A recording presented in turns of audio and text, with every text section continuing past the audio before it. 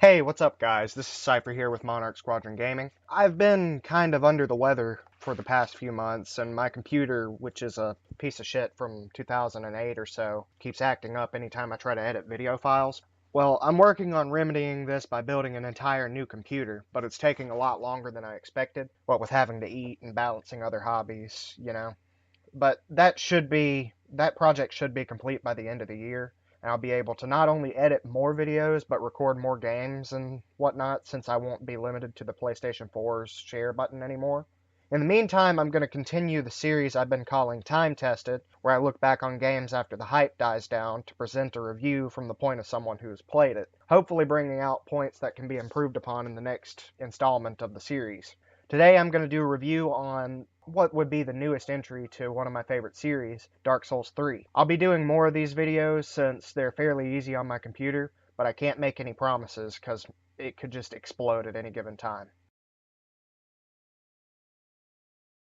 Okay, so the hardest part about doing a review is that you have to scour the game for negative points to go along with your positive points. I love this game so much that it was really difficult to look past my love for the Souls series and find things wrong with it, because I'm trying to present an unbiased point of view on it. So to make this a little bit easier on myself, I'm going to just start off with what I think is done well in the game. Dark Souls 3 improves on Dark Souls 2's systems, like the removal of humanity, Estus being limited to upgrades you find, and leveling being done through a character in the game instead of a menu in the bonfire, and so on. This is done a lot better than Dark Souls 2, in my opinion, because leveling now costs slightly more, and working up a good build seems to matter quite a bit more because of that. This keeps the game's balance going really well all the way up to the end game, at least from what I've seen.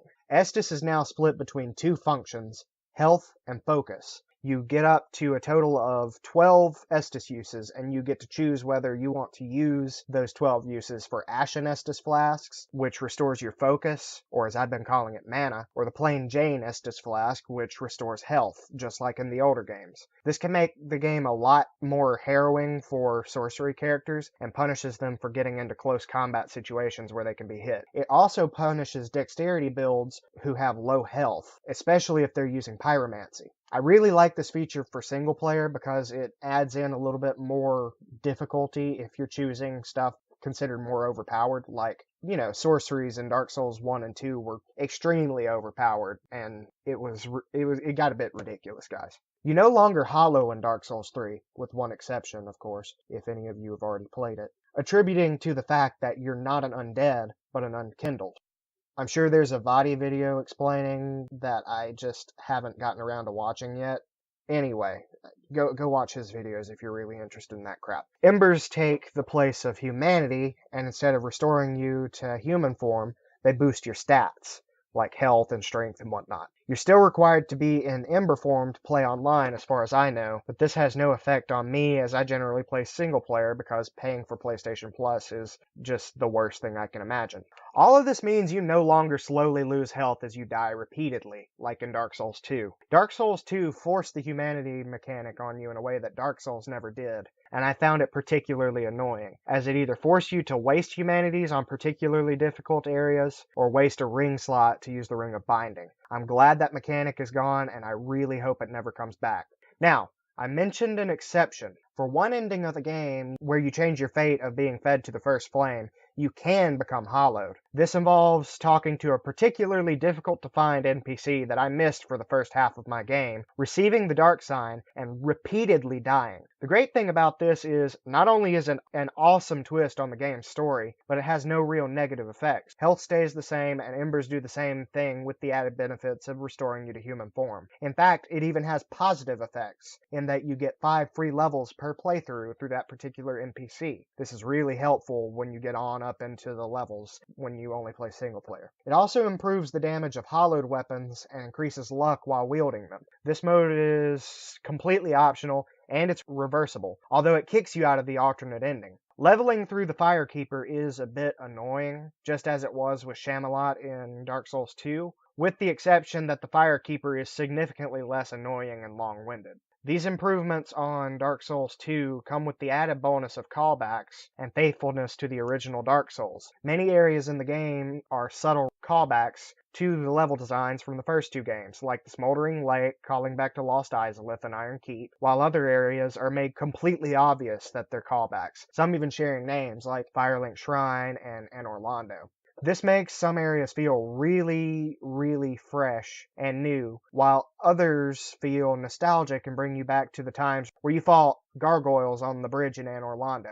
Even still, the nostalgia areas feel fresh and have new takes on their predecessors. Firelink is now a dome on top of a hill, surrounded by hollows, and with many secrets to find. Baron Keep calls back to the Blighttown area without all of the lag. This all makes for a pleasant experience for longtime fans like me, while still remaining enjoyable to new players who don't get the references. The story in Dark Souls 3 feels a little bit more fleshed out than Dark Souls 2, and maybe even more than Dark Souls itself. A lot of the story can be understood just by playing the game and thinking a bit, so it's far more accessible to new players who don't inspect every bit of lore in the game. However, true to its predecessors, the real story lies hidden away in item descriptions, optional areas, scenery, and the actions of the bosses themselves. The multiple endings are interesting as well, and the process of getting to them is really, really quite varied. The level design flows well and feels open where it needs to, and cramped where you don't want it to be. It's perfect for a Souls game. Less linear than Dark Souls 2, but without all of the go figure it out yourself, fuckboy, non-linearity of the first Dark Souls game. This works well with keeping you on track while also managing to hide things away quite well. While I personally love the way the original tossed you into the world with a vague direction, handed you a blunt spoon and told you to go fuck yourself with it, I understand that it drove potential players away. I myself got lost and had to use my Google Foo skills to get out of certain areas in the original games. So Dark Souls 3 makes a nice trade-off. Direction without neon signs saying, go here, like in the second game. Combat and controls are improved significantly. Attacks are fluid, rolling is smooth, transition from power attacks to weak attacks and vice versa for some weapons. In fact, most weapons are quick and clean. Blocking feels great, and parrying now requires a lot more attention. Controls are excellent. Jump can be mapped to the left stick and now responds better than in Dark Souls 2. Input delay is almost non-existent, and I've had no trouble with it except when going from attacks immediately to healing. Speaking of which, using Estus flasks no longer takes 2 years to fully heal you like in the second game. It heals almost immediately like in the first game. This allows for situations where you can heal while cornered to save your life, where you would be mauled to death in Dark Souls 2. This is great and allows for a more aggressive playstyle as healing is no longer an issue. Everything good about Bloodborne's controls were put into the games, with the charged power attacks, weapon arts, counters, and aggressiveness of Bloodborne being completely viable in combat, while still going back to the classics where you don't have to charge a backstab or visceral attack. Blocking is viable, and defensive styles of play are rewarded just as much as with an aggressive playstyle. Also, rolling is better in every single way than sidestepping, and fuck any of you who say any different. Not really, but it is better. Enemies are well thought in most places. They take aspects from every game in the series, some slow brutes like in the first Dark Souls, some sneaky fucks and blue-eyed knights like in Demon Souls, some quick, aggressive enemies like Bloodborne, and so on. This variation is particularly notable in the game's mimics. Some fight on 2 legs like in Dark Souls, and some fight on all 4 like on Dark Souls 2. Enemies generally are placed in good positions, and there's never too many. But there's never an area in the game where I thought, damn, I wish there was something to fight here.